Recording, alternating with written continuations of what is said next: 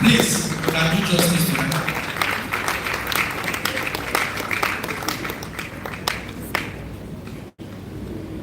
Good afternoon, everyone.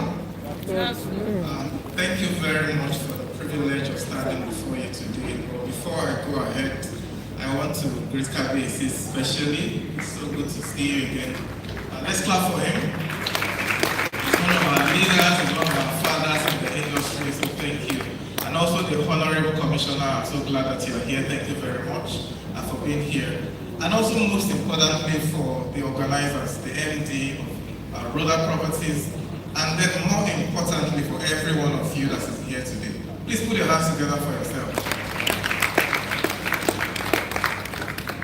I'm sure you want to hear about money, isn't it? Okay, firstly, I am grateful for the privilege of being here today. I flew in from Abuja to be part of this event, and it's because REDAN is very important to me personally. And then secondly, the subject of real estate and housing for all Nigerian people is something that is of great interest for us.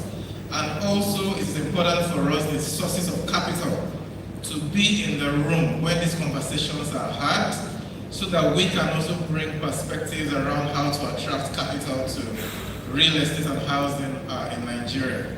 And basically just to talk about the organization I represent.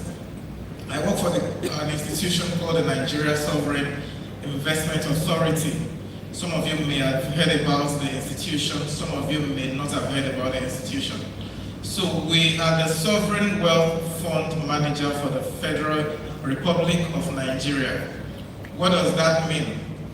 I believe some of you, if you are old enough, you will have heard about the years of excess crude accounts. How many of you remember?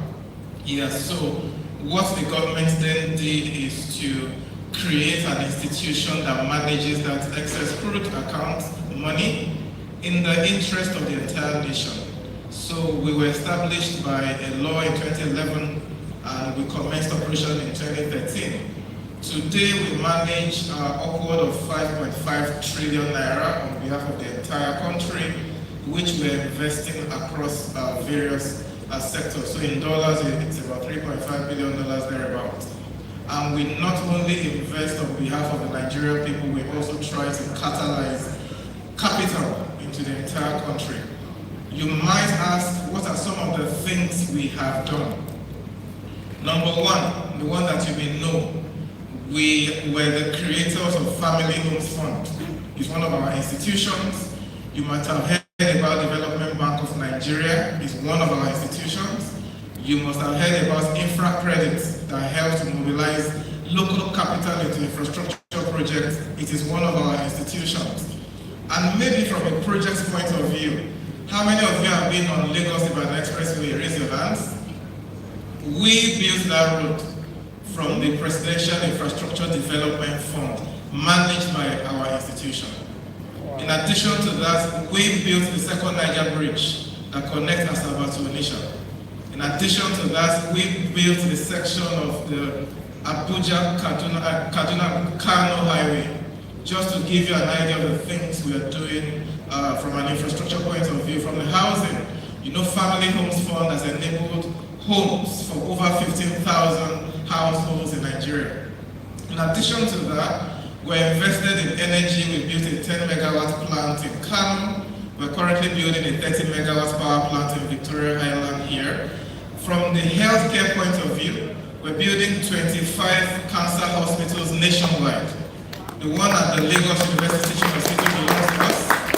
The one at the Kano Teaching Hospital belongs to us. The one at the Abia Teaching Hospital belongs to us.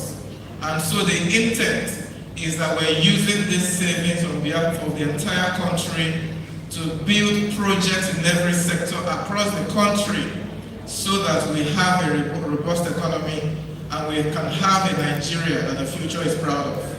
That is what we do. Now maybe speaking more specifically about capital for project developers. And I want to thank the MD who has done an excellent work in terms of the introduction and the kind of things we look out for. Some of you might be thinking and be asking, do we invest in private projects? The answer is yes.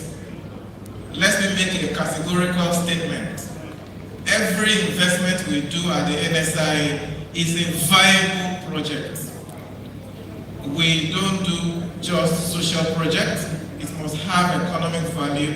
And then, like the MD said, all these projects must be sustainable. Now, so maybe just to go straight to the point, within the few minutes I have left, what are the key things you need to consider in order for you to attract capital to your project? Number one is offtake. Help me tell your neighbor, offtake. Offtake. Now, and why is that important? I am an investor. As much as I like your logo and I like your handbooks and I like your project and I like everything, I have people who have given me money, who have expectations that I will not only return their monies, I will return that money with a degree of commercial returns. Why? They could have used that money to travel abroad. They could have used that money to buy cars, right? So the fact that they trust me enough to give me that money means that I must utilize that capital in a way that I will return capital and I will generate decent return for them. So, offtake is very, very important. And just for your information, before I joined the government and started to manage the sovereign wealth fund on behalf of the entire country, I had done over 15 years in investment banking where my core job was capital raising. Right, so even in the real estate industry, I remember that I had raised over 500 billion just for real estate projects alone in Nigeria. Wow. And you know, thank you all for clapping. The point is that the points I'm giving you are the practicalities of attracting capital to real estate projects. And the reason why I'm starting from offtake is because there are certain things you have control over. There are certain things that can be mitigated around, right? Why is offtake important? And I'll give you practical suggestions from my experience working in real estate projects. I think a lot of the cooperatives, a lot of the organized private sector and organized public sector have a bunch of people who are able to buy houses.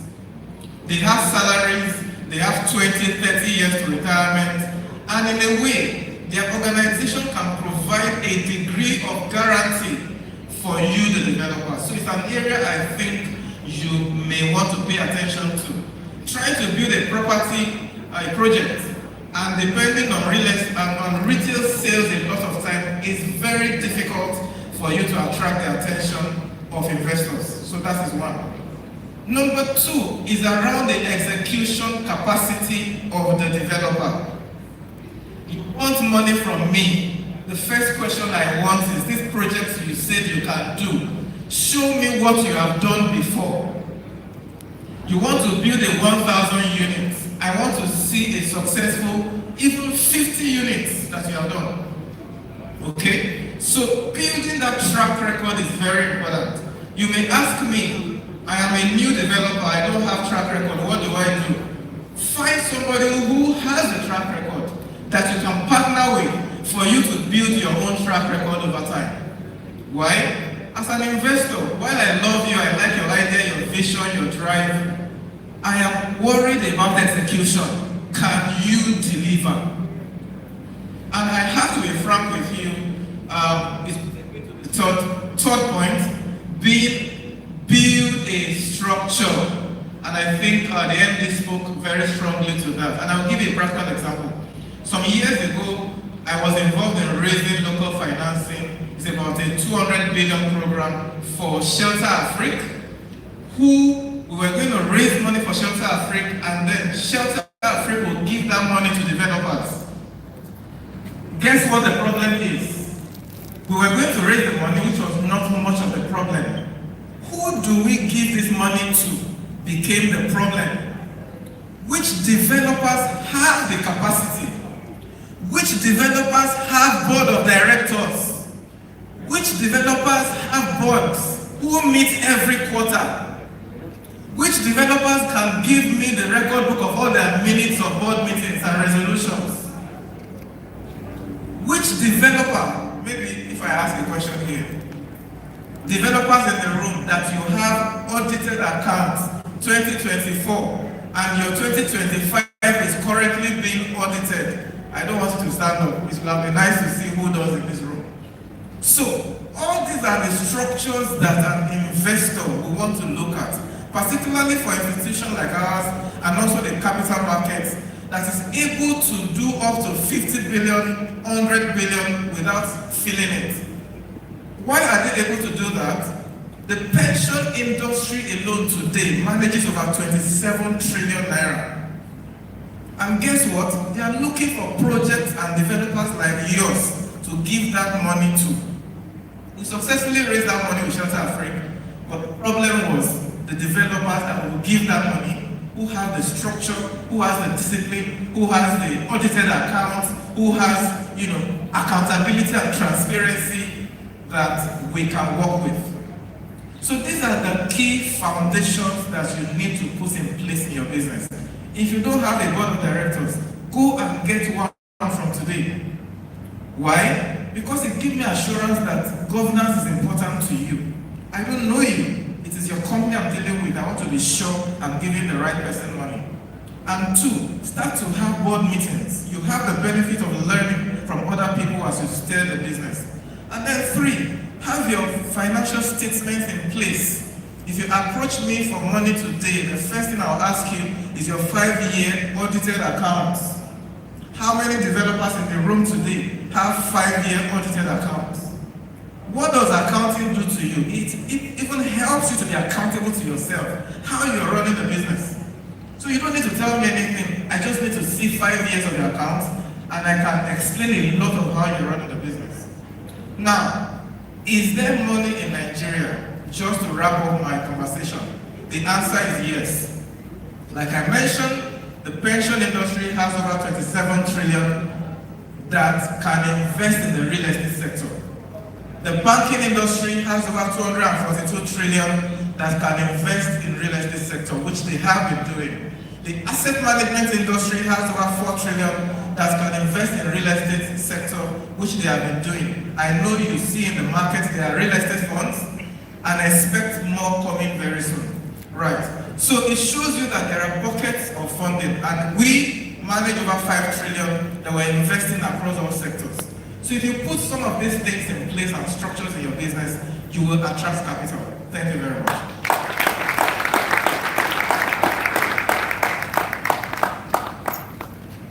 Wow, I thought we were going to do far more than that.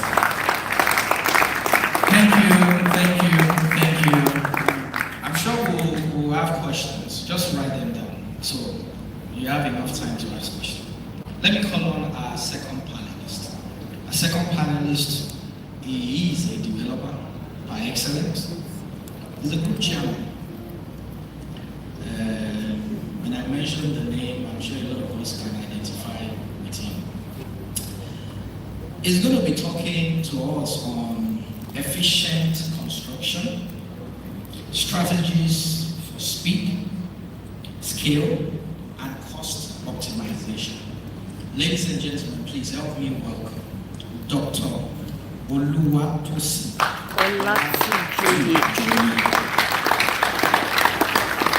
Please, let's get that.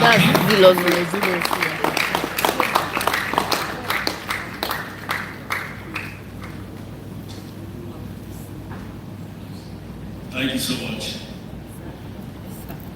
Hello, everyone. Hello. Good afternoon. I'm happy to see every one of you, and I'm happy to see my KBC and also the president of REDAN. Thank you so much, sir. Happy to see you. And also the vice president. Thank you, sir. Happy to see you. And also to our wonderful father in the industry, Professor Timothy Lumi. Thank you very much, sir, for coming. And also to the convener, I want to say thank you for giving me the privilege to be here to talk about, to make justice to the topic that has been given to me. And I want to welcome every one of you that are seated here. So today we are going to be talking more practical and I believe that we have some people here that are really carrying out the practical way of running the real estate business that we're all doing. You know, we started the business in 2018, and we are over 7 years in the industry. In fact, when I'm told to talk about the topic today, I was like, it means that there's something we are doing good that people are noticing, especially to the convener of this great program. So it happens that 4 years ago of our business, we decided to go into project construction. And we realized that when it comes to building projects, it's a different ballgame. So if you are still doing site and service, it's like we are still in secondary school. Let me use that as an example. When you now get to building projects, you are now in the university. So how you do the building projects and how efficient you are will determine if you pass out from the university or you drop out. And I'm sure you understand the practical reason why I said dropping out. Because when you go into building projects and you didn't do the right thing, you didn't put the good structure in place, it's possible you drop out from the school. Because no mistake can be entertained. I'm sure you have seen a lot of some other developers having different challenges in terms of building collapse, in terms of this, in terms of that, and before you know, they have dropped out of the business due to all those challenges. So we've not done so much. I believe we still have a long journey to go. But nevertheless, we believe that, yes, with little that we've done since we started, we can also pride ourselves to have done some work.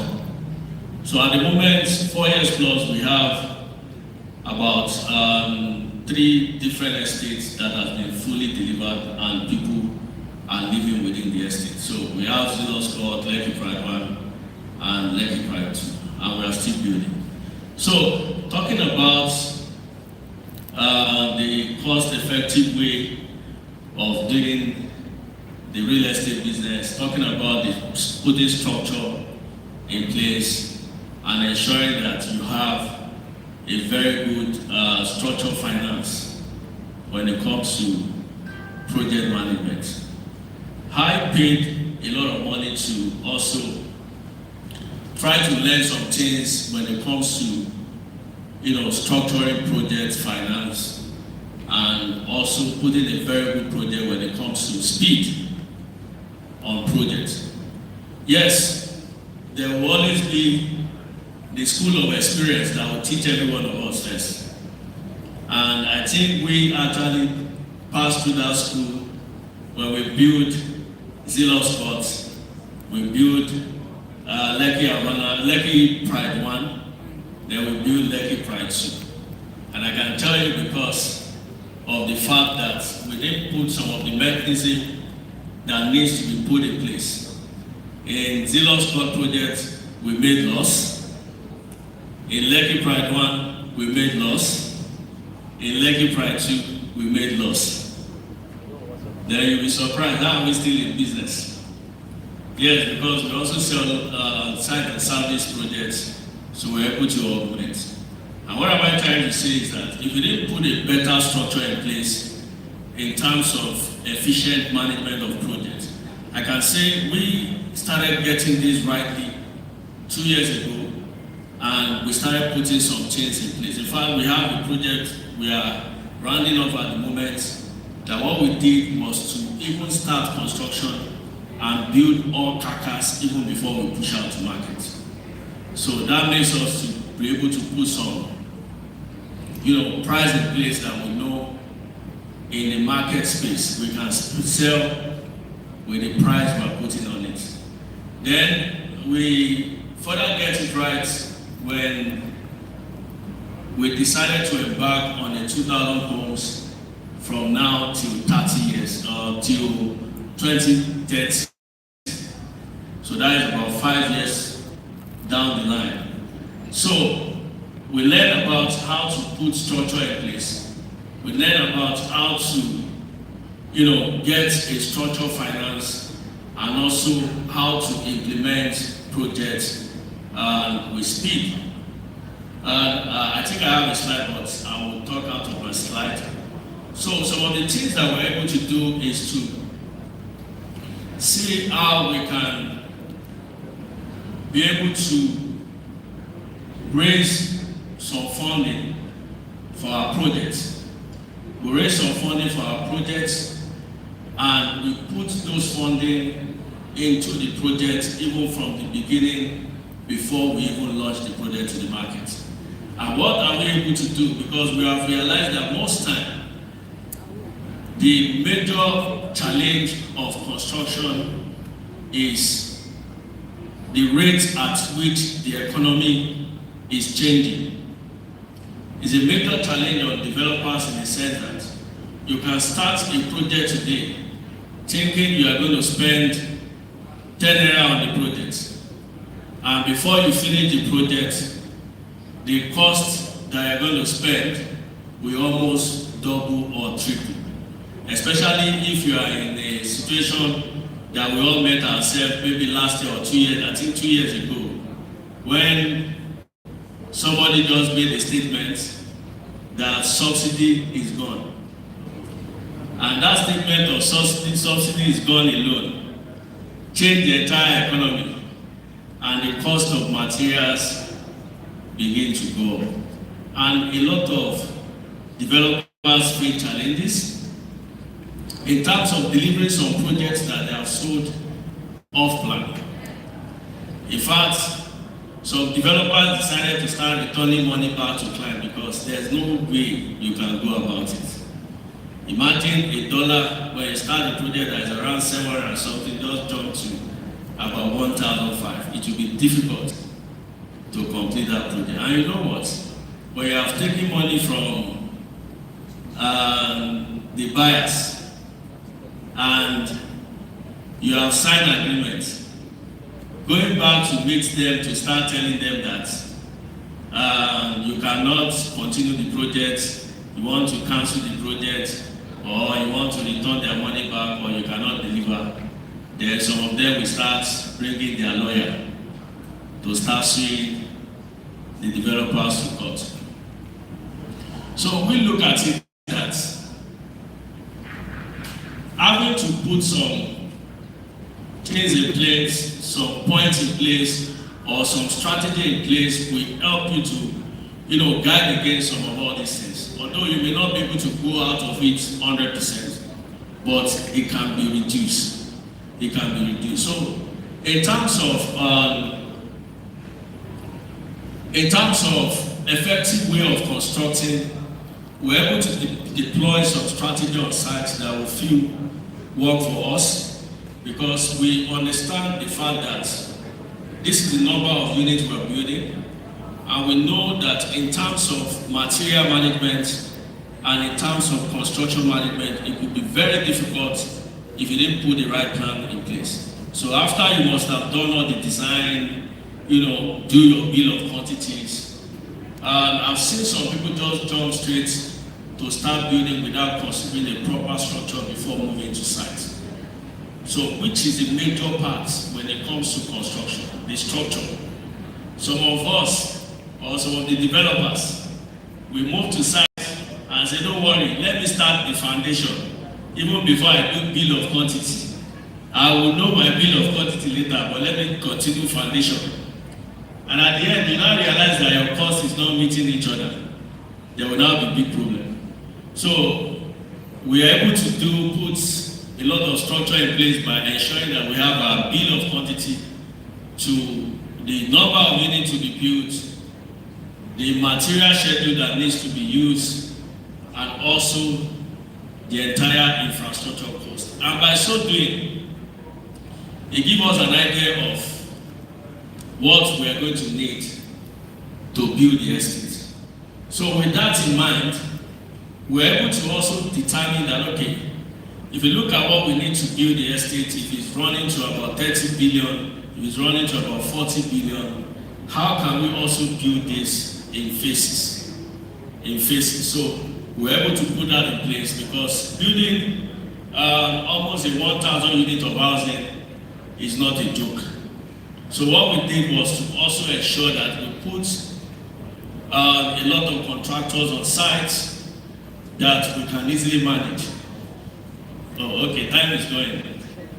So we put some contractors on site that we can easily manage in terms of construction, and we also ensure that we have a proper material management on site. So by so doing, we're able to face the projects squarely, and all contractors were working on site, and the project was going on massively on site. And the reason why we could do that is because we are able to raise funding for the project, and we're able to deploy the project, the funding rightly, by ensuring that we know the number of materials that is there for the project. We know the number of cement, we know the number of iron, and that helps us to probably go to negotiate with major suppliers in the market that we know they have the capacity to keep supplying us our materials on site. And we bought all the materials ahead to some extent. And with that, we pushed the product to the market off plan. We also sold some units through mortgage, and we have some cash flow that are coming in from mortgage banks. Then also we have some off-plan sold. So easily within a short period of time, we're able to, refund the money we got from the funding partners, and the project keep running. So I think I've been able to summarize this as much as possible so that we can still maintain, the 10 minutes time that was given. Thank you so much, everyone.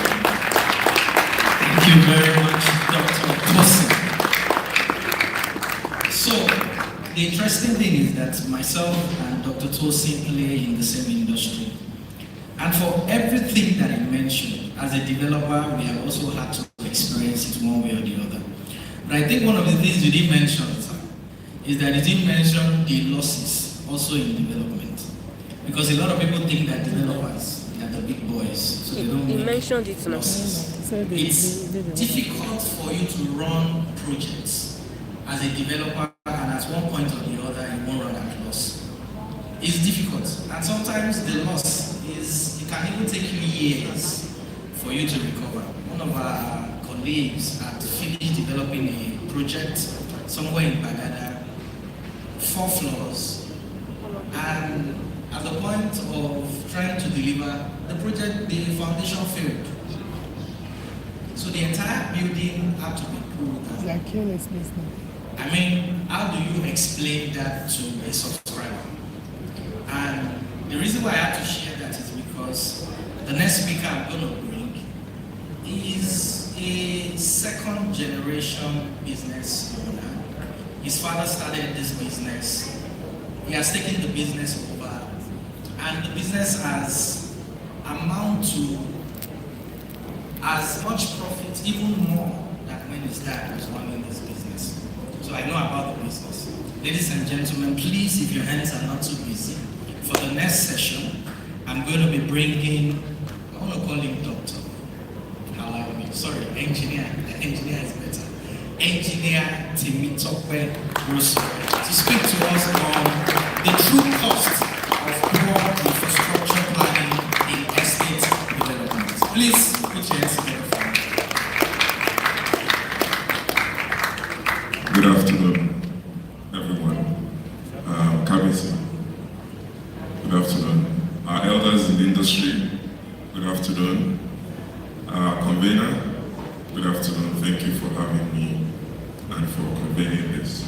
I'm going to just speak very quickly in the 10 minutes that I have on the topic,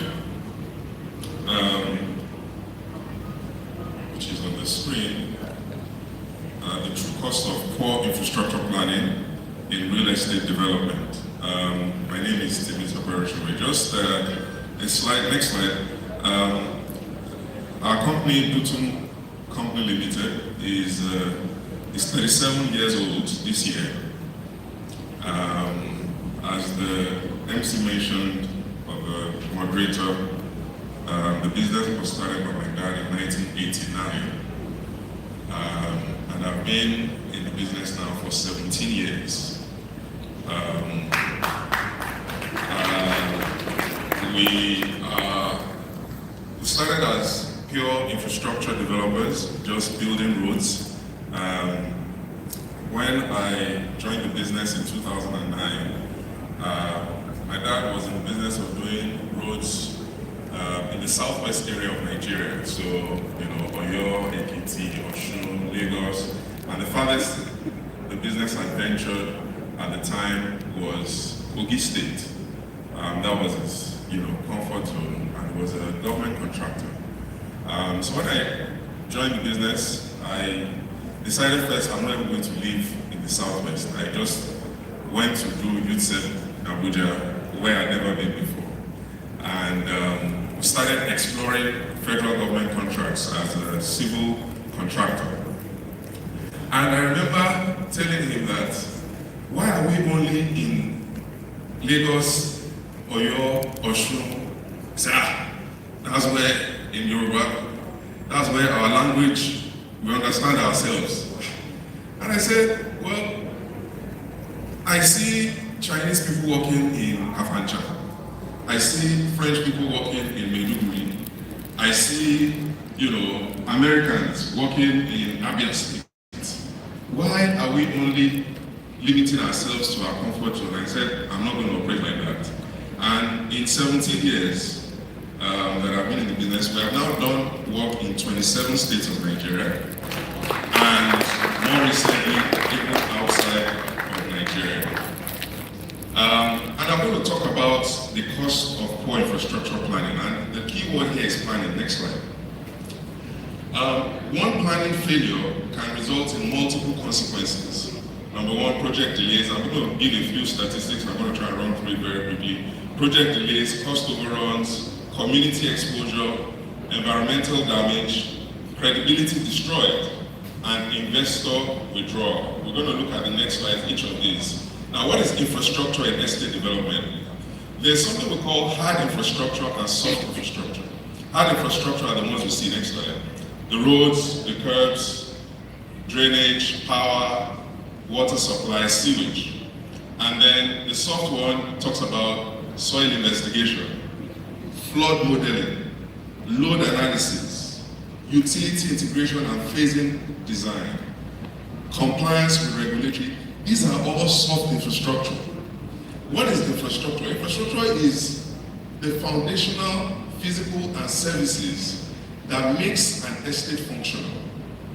Most times, a lot of it, when you look at the soft infrastructure, it is not seen. But if it is not in place and done properly, it can mess up the entire development. Now, when people say infrastructure in estate, we don't just mean the building, we mean everything else that makes the building to work.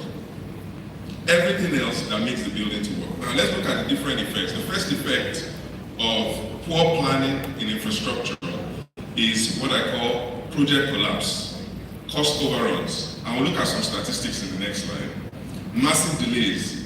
In reality, 98% of mega projects suffer 30% and above cost overruns. 98%. These are global statistics. You can check it out. This is according to McKinsey Global Institute 2022 report.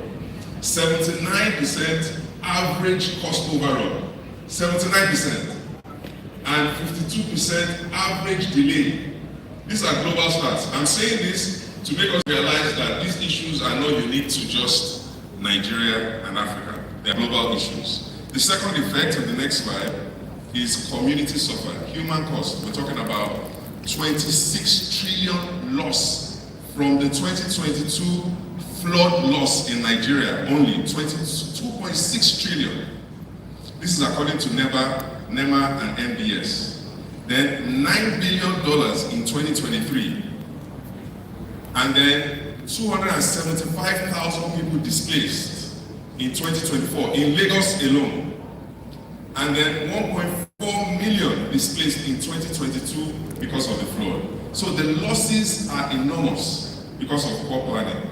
If we all remember in the next slide, July 4th, 2024, it rained for 4 hours in Lagos, and the whole place was a mess. Cars were underwater, buildings were underwater, people were strolling around in Lekki with boats. Why? Because of poor infrastructure planning. So infrastructure is so critical, and as developers, I need us to think critically about infrastructure planning when we're thinking about our development. I've seen this too many times as a contractor, as a construction company. Someone brings me to the, go to the next slide. Someone brings me to the site. I remember someone brought me to a site somewhere in the Beduleki axis, and they said, this is our new estate. I asked him for the size, he told me. I asked him for how many plots, he told me. I asked him, just as a friend, so how much are you selling this plot, he told me. And I did a quick multiplication. Plot number multiplied by how much he was selling the plots, and we had a figure. And the whole place was water. And then I did a quick calculation as well, as a contractor, as a construction person, of how much it's going to cost him to just fill that massive expense. And when I did the comparison in how much he had sold his plots and how much it was going to cost to just fill alone, the money to fill was already more than how much he had sold all the plots. I'm not talking about the cost of roads. I'm not talking about the cost of drainage. I said, so how are you going to cover this? He said, we'll charge infrastructure levy. I said, you can't charge infrastructure levy that is going to be 3 times the amount that you sold the land. No, but so this is already a failed project. How? Because of poor infrastructure planning. And I've seen it. It's not once, it's not twice. It is the same issue that happens over and over again. And it's simple. Ladies and gentlemen, the time that you spend planning, it is directly commensurate to whether that project is going to succeed or not. Hire professionals. Don't say, somebody say they can do it cheaper. They can do it cheaper, they can do it cheaper. That is why we are where we are. That is why we have many abandoned projects, I'm sorry to my fellow developers, along that Ibejuleki axis. Abandoned. And I tell you what, many of them are never going to happen because they are so close to people. Can you live in an estate that doesn't have road? Some even put some semblance of road, no drainage. Can you live in an estate that doesn't have road, that doesn't have drainage? Then let's even say they manage those ones. What about sewage? What about water? What about power? These are all infrastructure. That is what makes an estate an estate. An estate is not just buildings, it's a living entity. If you have not planned for it well, we're going to have problems. Effect 3, environmental degradation. We see poor planning resulting in a lot of degradation across the country. Now, of course, effect 4 is that investors walk away. That is in the next slide. Now, let me just very quickly go to the next slide. Next one.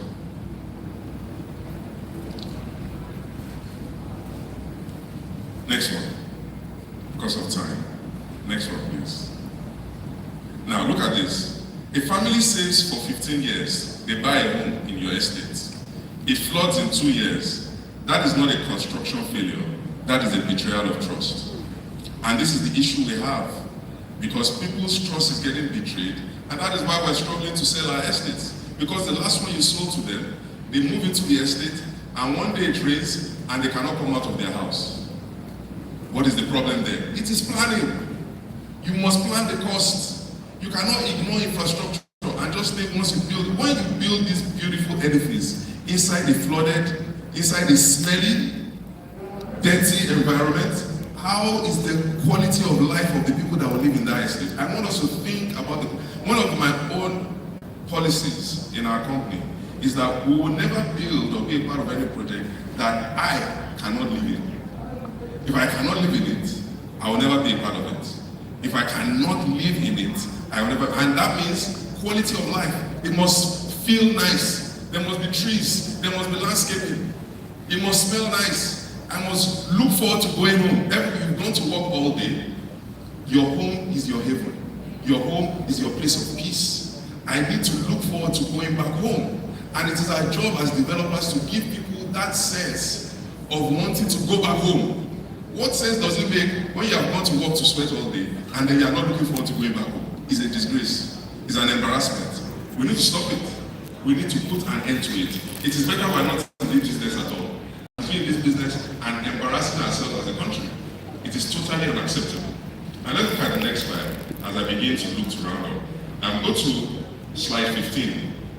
I just want to show us an interesting picture of two. Look at that. Poor, proper infrastructure versus neglected infrastructure. The same Lekki area,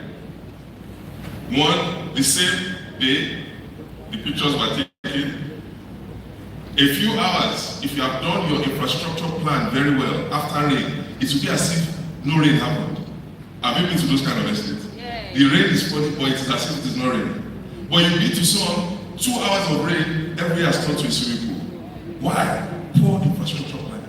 We cannot continue like this. You say, but people are not going to buy. You build it first. Build it qualitatively. You know, the gentleman from NSIA spoke earlier. They talk about documentation. There are certain things that if you do properly, you will attract the right kind of fund. Yeah. And you attract the right kind of money. Yeah. What are we talking about people are not buying? Have you been to Alaro City? People are buying in hundreds of thousands of dollars, all the way almost in Ekwe. Why? Because of infrastructure. I'm not advertising for them. I'm just mentioning. I have no affiliation. I'm just using them as an example. There are many others that we know. But I'm using that as an example because developers always use cost as an excuse. They say, if we spend the money, they will not buy. It's a lie. People that have the money will buy. They know quality when they see it. Yes, sir. They know quality when they see it. And when you explain and you give details, people will pay. People are paying. They are struggling. They have waiting lists. They are sold out with selling in hundreds of dollars in that area. But you are closer. You didn't plan any infrastructure. You just moved to site. No planning. No nothing. Because you see, you know, I have serious experience with a lot of our colleagues in this space because when everything scatters, they will always come to the construction company. Say, oh boy, I've sold, one of my friends, I've sold 1,500 houses. No BOQ. I said, how did you determine how much you sold it? He said, we know how much house we sell in that area. I said, okay, no problem. Send me the drawing. I collected the drawing, I prepared the bill of quantities, and I sent it to him. He said, problem. I said, why is it a problem?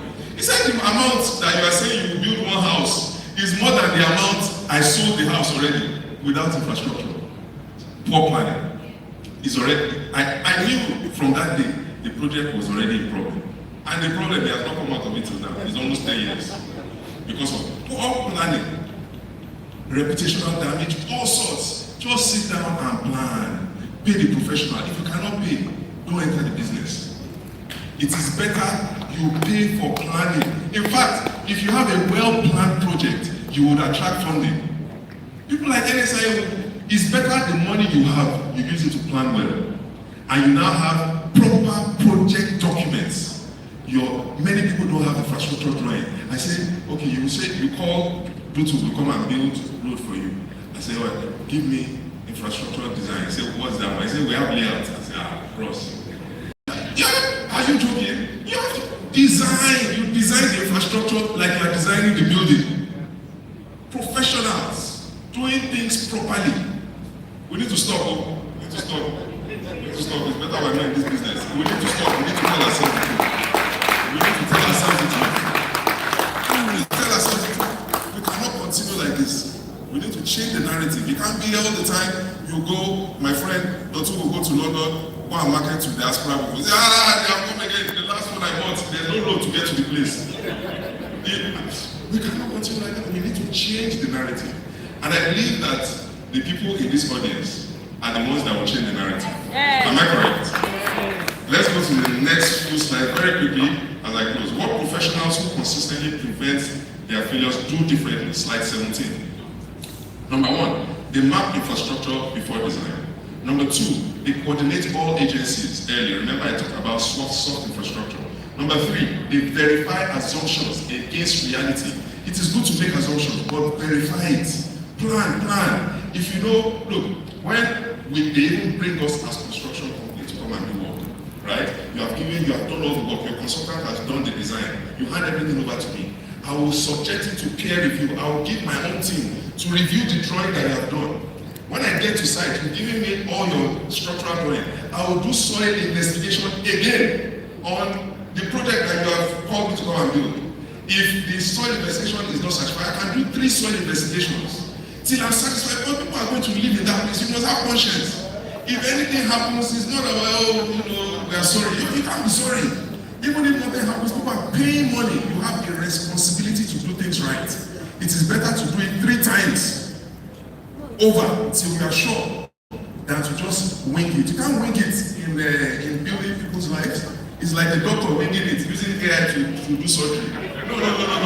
You can't do that. We must do things right. Please, we must do things right.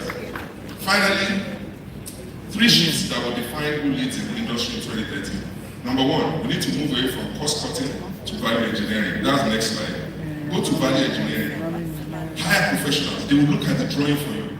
Look at how to make it more efficient. Not just say, sorry, my budget is 50 million. How did you come to that budget? Why not pricing pepper and tomato here? These are things that should be properly calculated. If you calculate it the first time and it is not satisfactory, go back to the drawing board. That is, you go back to your consultant. I have a friend now who has been trying to engage us on a project in Banana Island for over 1 year. He has not yet engaged us. I said, what's the problem? He said the numbers are not yet right. And every time he will go back to his structural engineer, he will go back to his architect, he will go back to his MEP engineer to redesign and redesign and redesign. Instead of just saying, look, all I have is 1 billion. Do it inside, do it or leave it. No. Cost cutting is different from value engineering. We should move toward value engineering. That is, you bring the professionals in the room and say, how can we achieve this things professionally? Not just to say, all I have is 10 naira. No. We're not selling people here. These are people's lives. Number 2, from siloed contractors to integrated systems, let us work together. And from marketing-led briefs to infrastructure-led firms. Finally, the last slide. The standard we set is the future we build. The true cost of core infrastructure planning is not measured in naira alone. Number 1, it is measured in the project that collapsed. Number 2, it is measured in the communities that flooded. Number 3, it is measured in the environment that degraded. And finally, number 4, it is measured in the investors that walked away, that might never come back, and that will tell other people not to go there. And in the professional who saw it all coming and did not speak, if you're a professional, you saw it. Look, and I need to say this to professionals. You are a professional, a developer has hired you to do a job, and you know professionally what they're asking you to do is not in order. Please resign. Keep your professional integrity. Everything is not about naira, but say, how would I feed my family? Don't worry, the right will come. I have several examples of where we have walked away with our integrity and they came back years later to say that thing you said was true. Where we have decided to do the right thing qualitatively when nobody was watching. And 13 years later, I did a project in Abuja, some bridges. I never knew people were watching. We made laws to make sure that we did the project right. 13 years later, somebody said he was watching when we were doing everything. Because of that bridge, he gave us jetty. Because of that bridge, the only project we're doing outside Nigeria today is also because of that bridge. That we did right at our own expense, but we said we do it right. We know better. The question is whether we will do better. Thank you very much for listening.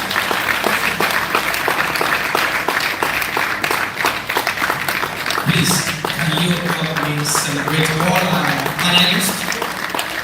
Dr. Abraham, Dr. Oluwatosin, and Engineer Timmy Talker. I think we can close now and we can just go. Yes. Kabis,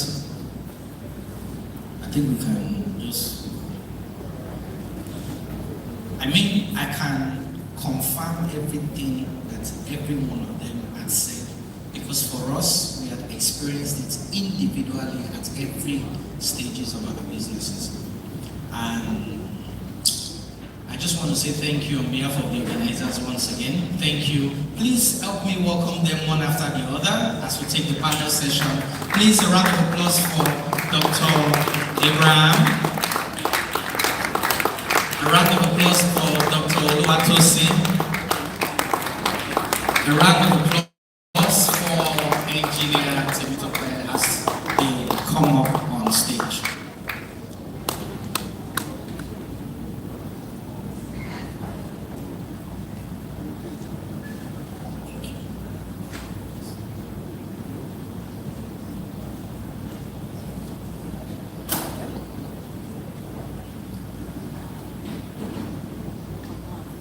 Okay, thank you very much, Dr. Brown, once again. Thank you, Dr. Tosi, and thank you, Engineer Temitope. So, I have the following questions, and I would just like you to help us do justice to it. But before I ask the question, I'd like to just share a bit of a background. My name is Peacemaker Afolabi. I work with a company called Brass and Castles Homes and Properties Limited. We're a property development company here in Lagos, Nigeria. We have successfully delivered 4 projects in the last 5 years. We are currently on our 5th and 6th project. And my joy is that from what Dr. Abraham said to what Dr. Tosin said and to what Engineer Temitope said, we have experienced it in one way or the other. One of the benefits that we brought into the industry was to put infrastructural development into every development that we are about to do. And so when you go to a development, you can't find flood, you can't find it. Because we have factored drainage, factored road, factored light, power system. And I'm glad that a lot of developers are equally doing same, just like what Dr. Tosin had equally said. And so I'm going to start my question with you, Dr.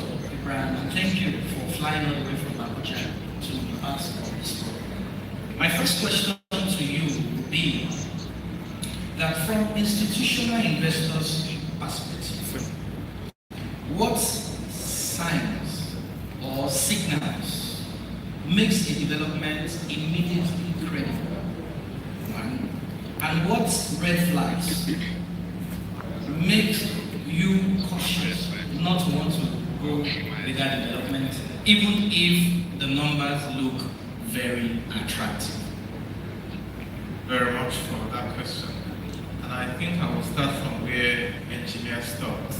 And just a practical example. Somebody brings a project to me.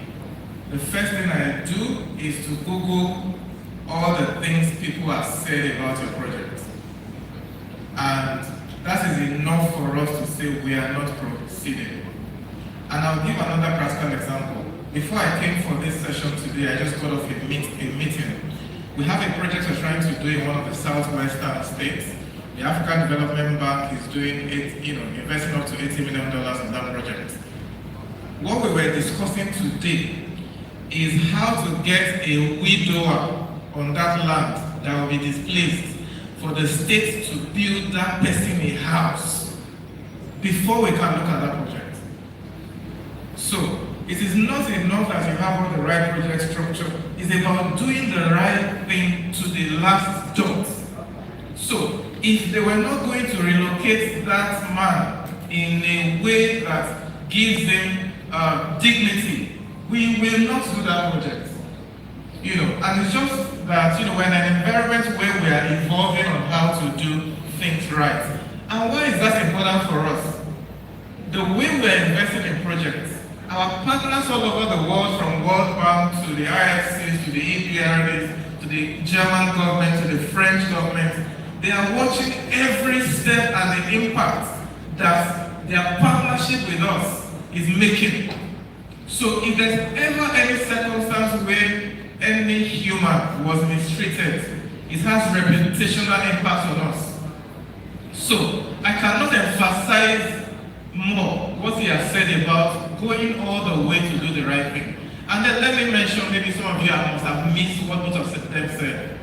He mentioned that there are 3 projects, they did it at a loss. He mentioned that they did projects at a loss. We are investors. We understand that projects can, most times, do not work out the way you have planned it. But your sincerity, your honesty, your structure to always do things right is more important to us than the success of the project. And let me tell you why that is important.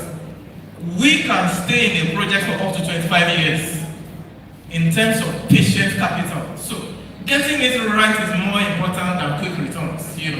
just to tell you to reinforce what you have said. Wow. So it is interesting to just hear you say that your organization also have partners. So as a developer, it is also advisable for you to have partners. Okay, thank you very much. Dr. Tosi, I have a question for you. Now, my question to you is, I understand that speed is attractive, and I'm glad that you've seen that with some of your projects. But it can also introduce risk, which some of us have equally experienced. How do you accelerate delivery without compromising structural integrity or long-term value? All right, thank you so much.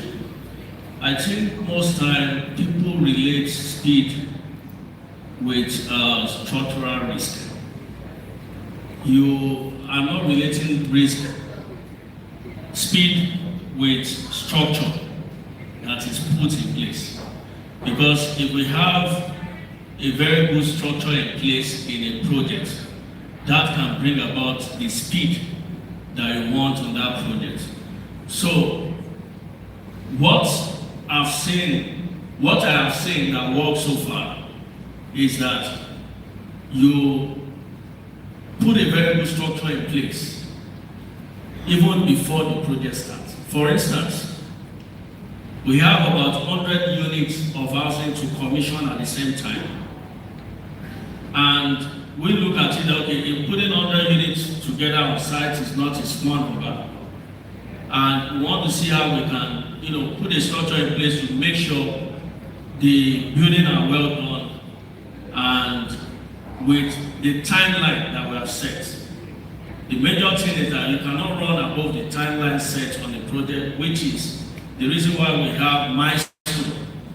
The data at which foundation will be completed, the data at which superstructure will be completed, and the rest. So, once that is done, it now means that achieving 100 units of housing now, you now need to factor maybe probably how many contractors will be doing this project at the same time. How much is the materials, what's the quantity of materials that we need in achieving 100 unit project. So it's just a matter of dividing the number of units by some number of contractors. Then, in terms of quality assurance, which answer the question that you asked, it is also very important to note that giving the contractors work to do and to meet up the number of units that you want to build also require you to put some quality assurance in place so that they can be well monitored. So we make sure that in the project we have a structured quality assurance per contractors. And we ensure that they check the quality the contractor is, working with, and always reports on it. And it's not just about a word of mouth. There will be proper signing at every stage, even before you go to the next stage. So once we can put that in place, I'm sure some of the risks that you are looking at will be solved. Thank you. Thank you. I can confirm that this is why we don't have collapse building amongst your projects, because as a developer, quality assurance is something you can't run away from. Either for your investors or even your partners, it's something you must always bring to the table. And I would like to also take from what Engineer Timotokwe adequately said.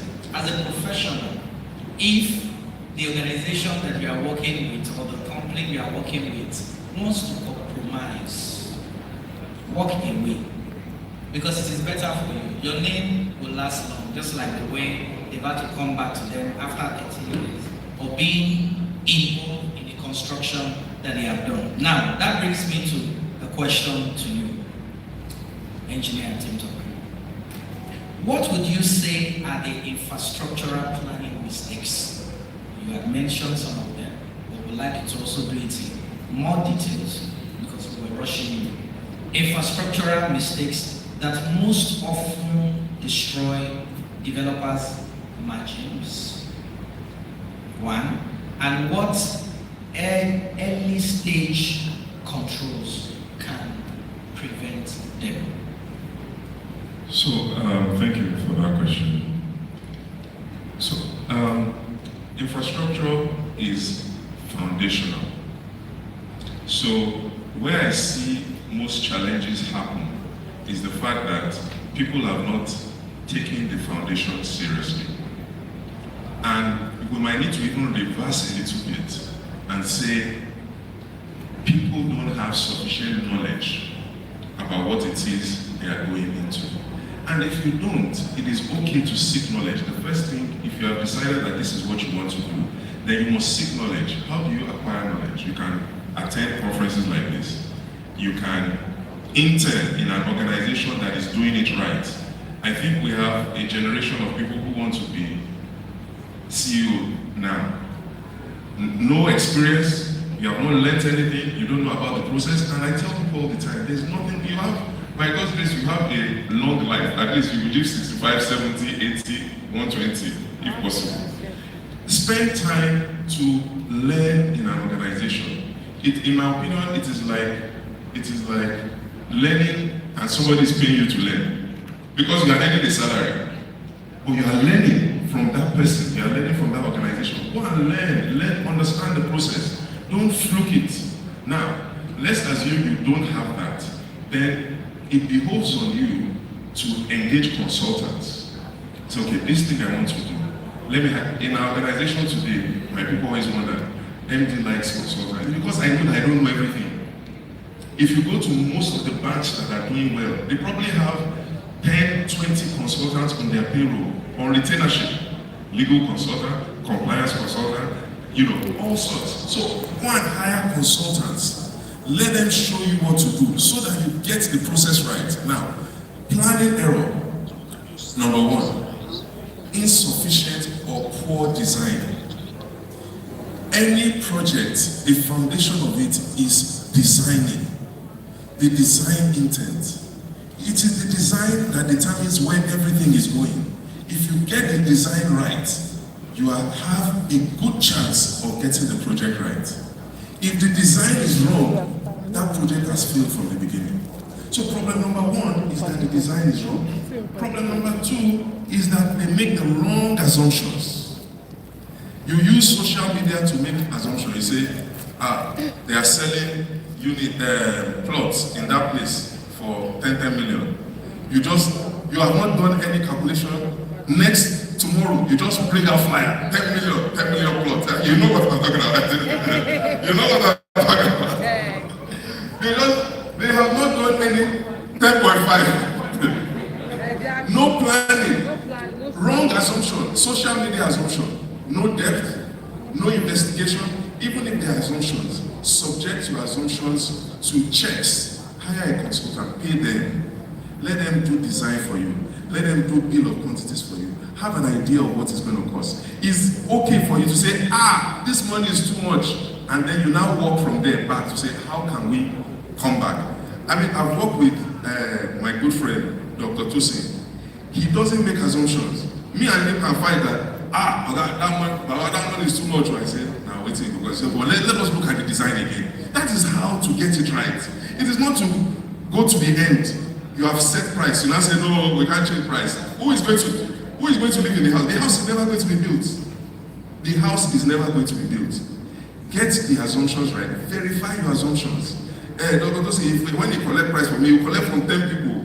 It is better. It is better. That is how to do it right. That is why he's doctor. Doctor is in academic ability to put test things. Check. Maybe my own price is too high. Look for somebody else that will give you. But make sure you verify. Have they done it before? Have they done it in a way that you want it? Because you can do it before in a different way. When you have done that, then you come back and say, okay, maybe our design is too elaborate. Let us modify. Then I went to one of those estates that are doing well. The units are not that big, but they are well built, and people are buying it. They are buying it. They are just like 80 square meter, 2-bedroom. They are paying about $90,000. In this, So it is because they did their planning very well. I don't want to advertise for them. There are people are paying $90,000 for 2-bedroom, 80 square meter, $90,000, and they have wait lists. They are sold out. Why? Because they didn't make the wrong assumption. When they made the assumption, they tested it. If you know the consultants that are, it is better. I tell you something. Pay high for consultants. Spend money for consultants. You are more likely to make a lot of mistakes. If you plan well, you can spend 1 year planning. It will make your project move fast. When you get to the ground, you know exactly where everything is. Most of my sites, I know where the rooms are. When I come to myself, the kitchen is supposed to be, because we spend time to engage through the design. So I think that will help people. Thank you. So, no assumption. Hire consultant. Thank you.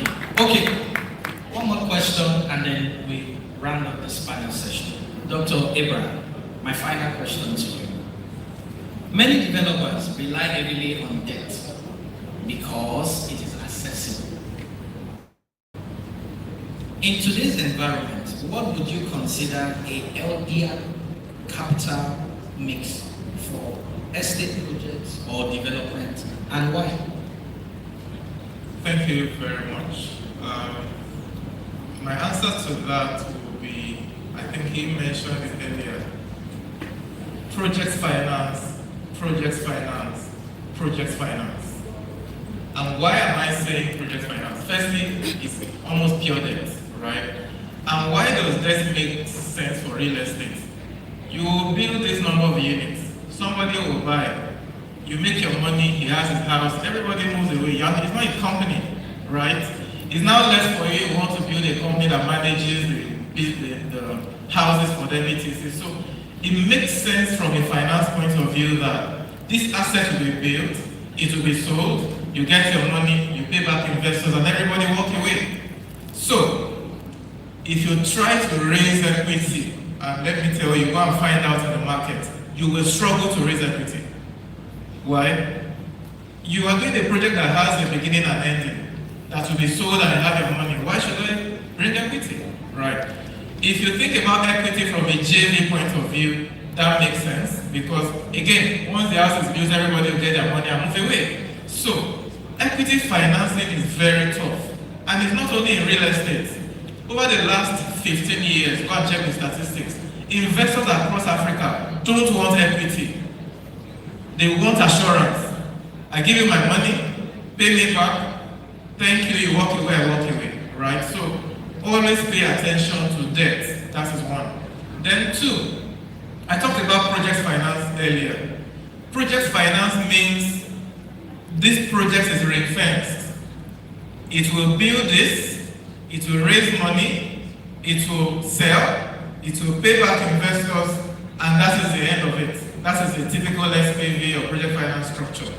It is the best approach to real estate. Why is this the best or the better option? A lot of us, our companies, your balance sheet, the assets you have in your business, the working capital you have demonstrated over the 5 years of your business, is not strong enough to convince any investor to join you. A lot of us, our companies are even 2 years old. So it's not strong enough for my analysis. But when we do project finance, this is what is a project-based relationship. So my microscope will be less on you as a company, but more on the project. And then that project, we can evaluate it based on its own merits. Sometimes we'll make sure that project itself secure an investment grade rating, and it's easier to sell to an investor. But when you put your entire company under the radar, then I'll start getting worried about who is your chairman, what was his political position 10 years ago. And all those kind of questions that scare away investors. So my advice to you will be project finance. And two, why should you do things right? I would rather give money to somebody who has done things right and we negotiate a lower interest rate than somebody who has not done it right because your project is very risky and I will ask for a lot of return. Okay? So I think that is very important. Then thirdly, take advantage of all the opportunities in the market. Green building, pay attention to it. There are investors who are more sensitive to green building considerations, and they will give you money at a cheaper price. And then finally, this one that you finish cooking everything and then start knocking on the investor door doesn't work. Carry investors along from day one. And I think part of the challenges we have in the real estate industry is a lot of people don't like transparency. You want to build, you want to make your money, but you don't want us to understand what's going on. The investor is not stupid. You don't want us to see the numbers. We are king of numbers. You can't hide anything from us. So carry investors along from the beginning. Have different finance institutions from infrastructure fund to NSI to family loans fund, and so that we are getting familiar and comfortable with the terrain of the projects you are doing. By the time it gets to the fundraising, we understand the project. Because part of the problem we investors have, we don't understand what you're talking about. So I want to encourage you, carry investors along from the beginning, be open, explain the challenges, so that when it comes to the fundraising, it's an easier conversation. Thank you. Thank you. Carry investors along. Investors want comfort.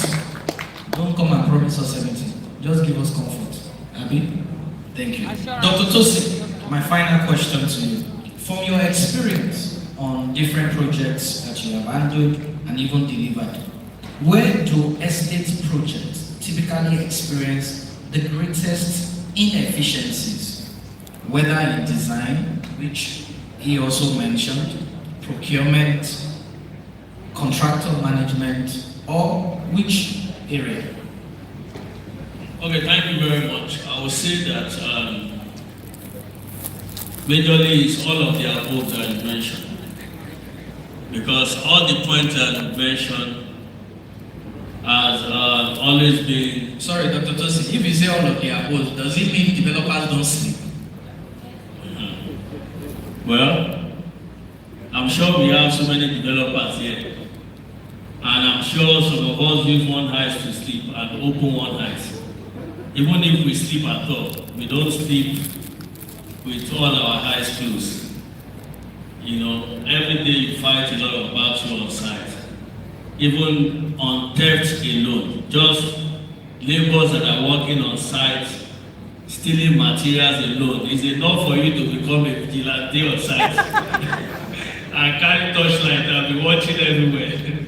So there are a lot of challenges that, has always been affecting development, which some of those challenges and things I will mention in terms of project finance. It's always easy for us to have an investment banker, or maybe probably a relationship manager in the bank trying to talk about project financing in real estate. It's more technical than just thinking of, because we have seen a lot of mismatch in terms of the kind of funds that are available in the market and the project life cycle. So I think it's high time we start having some finance in the marketplace that can match the kind of projects that we're doing. So it's one of the challenges, and also in terms of procurement that you mentioned, procurement alone can run someone's mouth in construction, because if you didn't put a very good structure in place in terms of procurement management, you realize that it's a big challenge when it comes to construction.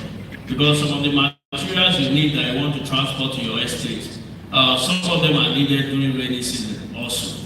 And you start seeing all the vendors trying to give you different kind of stories that, we cannot enter the site that we want to go and bring sand, where we are bringing cement, is terrible, the road is bad, this is that. The banks that are giving you money to finance your projects is counting every day by day. In fact, at the point I have to say that we need to go on construction break during construction period. Because when the customers or subscribers are counting rainy season period as part of construction period, it's a big challenge, because maybe you at that point you are you are about to start your plastering, the plastering of the project, and you know that you cannot plaster during rainy season. It's a big challenge. So procurement management is key, and you must have a very good structure when it comes to procurement management. Then, in terms of contractors management also, I've seen a lot when it comes to all these building projects, and I'm sure our leaders that are here have also, seen a lot, and they have seen more than us, and they are advising us on how to do all these things based on their experience. I've seen in this area of ours that you will give contractors job. I still accused one of our contractors on site yesterday. The guy came to site and is looking good. The way he's looking and the kind of dress he's putting on is even finer than me that is the developer. I was like, Yahoo contractor, how will you be looking good up to this level and you're the one that got job from me that you're supposed to be on site doing the work and you're looking this way? This guy is using our money to go and do 5 people. So managing contractors alone on site, because what this contractor, when Oga was talking, I was like, a day will come that we'll do real estate debates.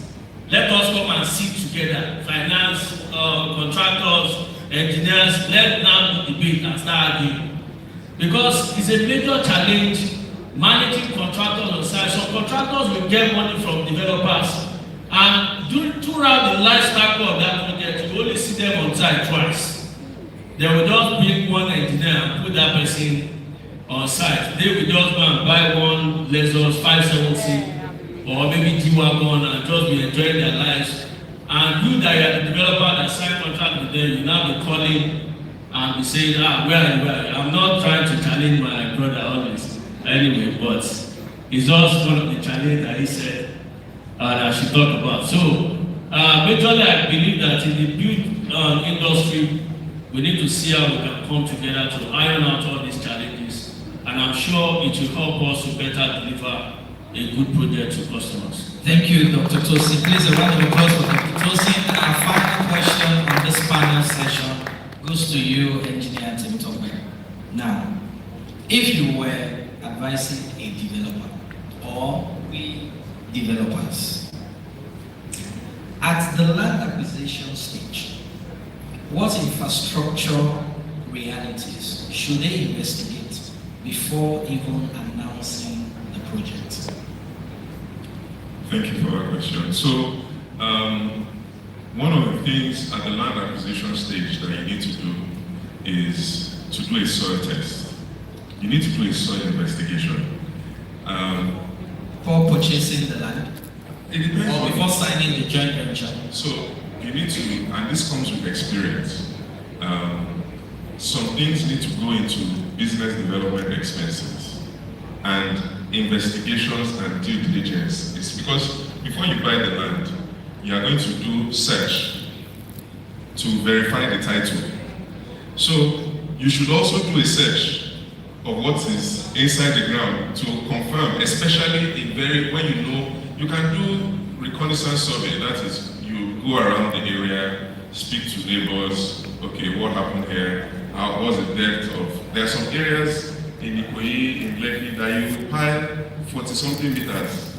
If you have not properly planned for that, your project can end there. So do some investigation. Do of course, your title investigation. Make sure that there's no litigation, encumbrance on the land, all the legal side. Then, in your search as well, I found something interesting very recently. The developers would have seen it. You can verify title, do all of that, and in a few years you discover that road is passing through where you. So you need to do. Can you say that again? You will find that road is passing through the place, right? That's the land that the developer bought. Yes, it has title. It has title. So you have done your title search, but I'm not even talking about Costa right now.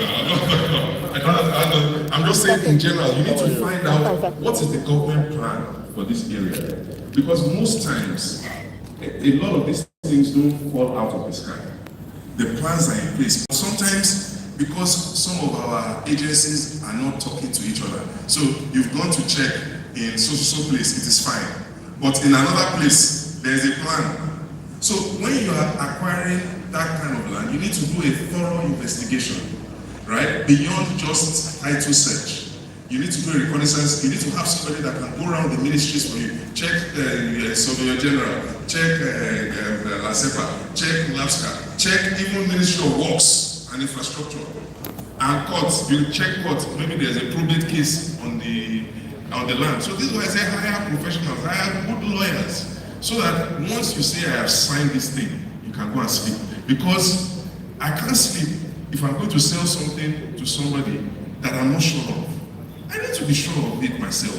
So you do all of those surveys, and then of course, once you've done that, you now hire your technical consultants to do your designs and all of that.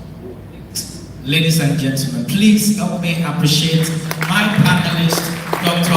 Oluwatosin, Dr. Abraham, and Engineer Timothy. I'd like to bring on the convener to say one or two things.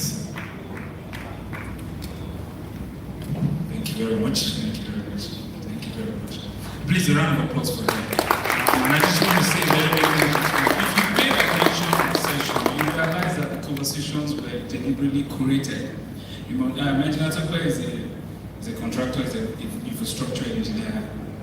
Mr. Abraham is, I call him a money man. If you need money, see him. We have Dr. Tosin there, who is building a very big estate. So if you see the combination of that tells a story that every developer should pay attention to. So you cannot reach success milestone if you don't pay attention to those key things in your planning phase and everything. And I think they've done a fantastic justice to the subject. Please, a round of applause to them.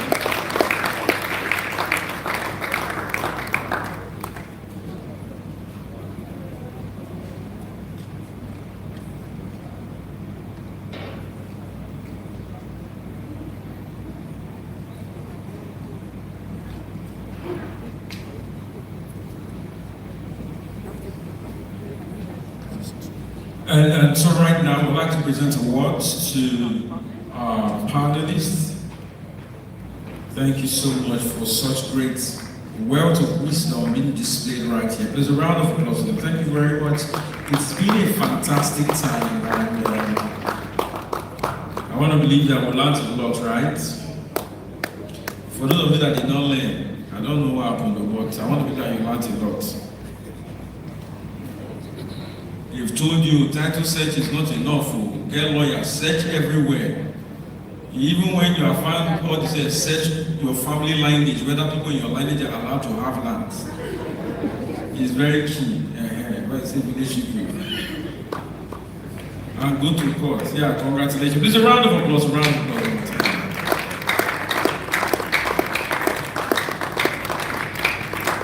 And so we have a link on the screen that you can ask your questions if you have questions to ask.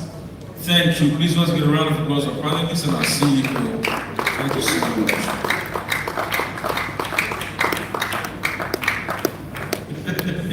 That guy's clap.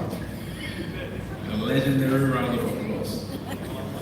All right, so there's a QR code on the screen. If you have any question, you can scan it and then you send your message, your questions there. We can take as much questions as possible, so would appreciate it if you can scan the QR code, drop your questions through that link.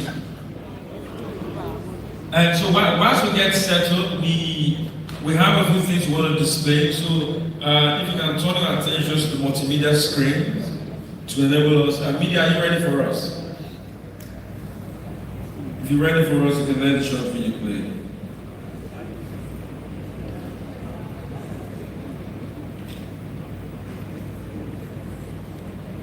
Is the media ready for us?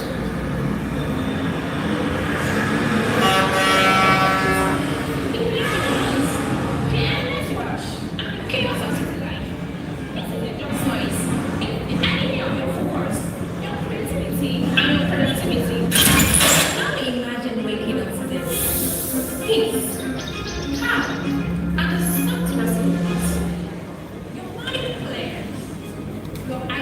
and your potential.